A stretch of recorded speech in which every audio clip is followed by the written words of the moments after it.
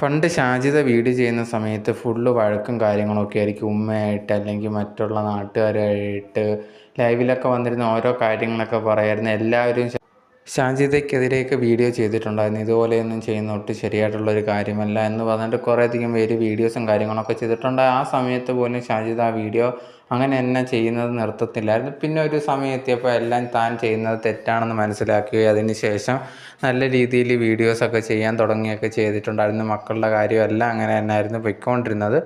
ഇപ്പം ലേറ്റസ്റ്റ് ആയിട്ടുണ്ടെങ്കിൽ ഇട്ട വീഡിയോയിലും ഷാജിദ ഉണ്ടെങ്കിൽ താനുണ്ടെങ്കിൽ കടന്നു വന്ന ഡിപ്രഷനെ കുറിച്ചൊക്കെ കാര്യങ്ങൾ പറയുന്നുണ്ടായിരുന്നു.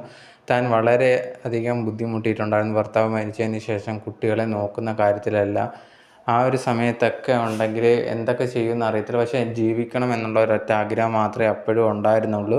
അതുകൊണ്ട് തന്നെ എന്നെക്കൊണ്ട് കഴിയാവുന്ന എല്ലാം ചെയ്തിട്ടുണ്ട്. എൻ്റെ മക്കൾ ആ സമയത്ത് എനിക്ക് സപ്പോർട്ടായിട്ട് നിന്നിട്ടുണ്ട്. ഇപ്പോഴും ഞാൻ ഡിപ്രഷന് മരുന്നും കാര്യങ്ങളൊക്കെ കഴിക്കുന്നുണ്ട്.